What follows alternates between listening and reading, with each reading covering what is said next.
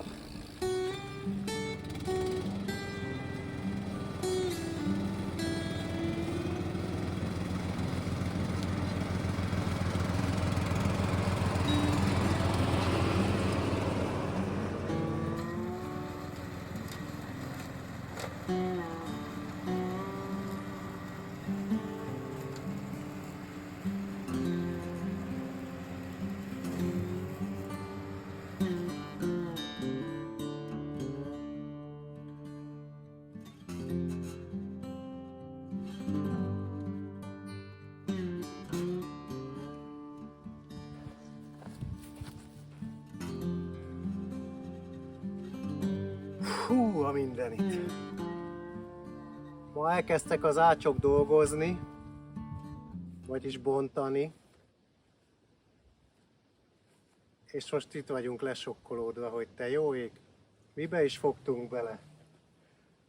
Az a ház, ami vételkor elég jónak tűnt, most is egyébként jó, de most mutatja a legrosszabb arcát.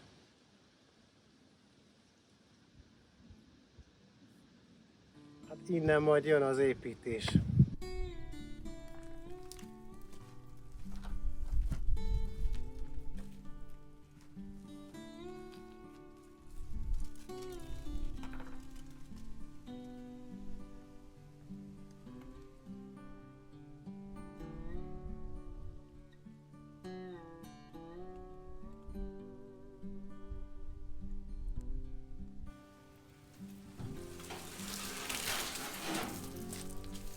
És hogy hova jártak WC-re az elődeink? Meg mi is az építkezés alatt? Hát ide. Ez itt a budi. Amiben az az érdekesség, hogy ez a lemez miatt iszonyú meleg van bent, és mivel semmi más nincs a WC alatt, mint csak egy luk, ezért jó büdös is.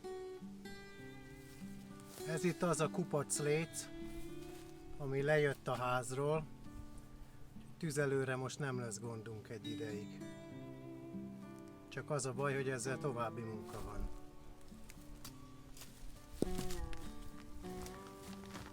A lesújtó látványhoz van egy újabb, versikém vagy feliratom, amit majd közelebbről ki is rögzítek annak, aki maga is fel szeretné olvasni.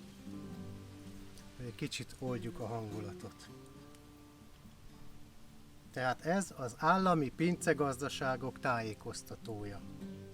Hazánkban kétféle bor van, az egri leányka és a szürke barát.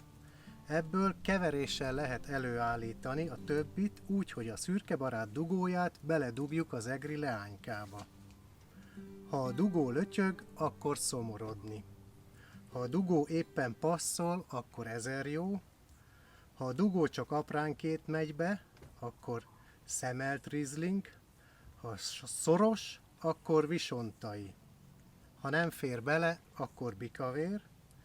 Ha a dugót sokáig nem teszik be, akkor puszta mérgesi. Várjatok, egy kicsit rávilágítok. Aha. Ha nem illik betenni a dugót, akkor szexárdi vörös. Ha nagyon sokszor rakják be, akkor pecsenyevörös. Ha pénzért dugják bele, akkor kékfrankos.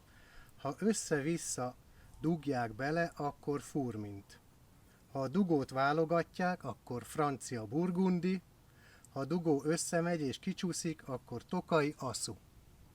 Ha a dugót szürke barátba dugják, akkor homoki fehér. Hát kérem, egy újabb kulturális gyöngyszem, amit elődeinktől örököltünk. Íme a táblácska.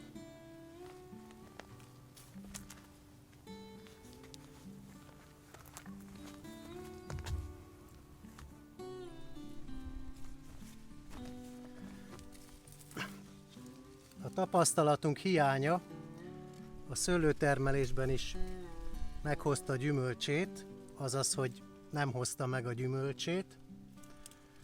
A kékfrankosunkat szinte teljesen elvitte a peronoszpóra, a lisztharmad, bocsánat, itt lehet látni, hogy milyen fürtjeink vannak.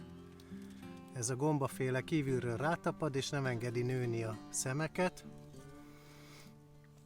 Úgyhogy ebből túl sok szőlőlé nem lesz. Viszont van itt egy-két csemegeszőlőnk, ami ronda és finom.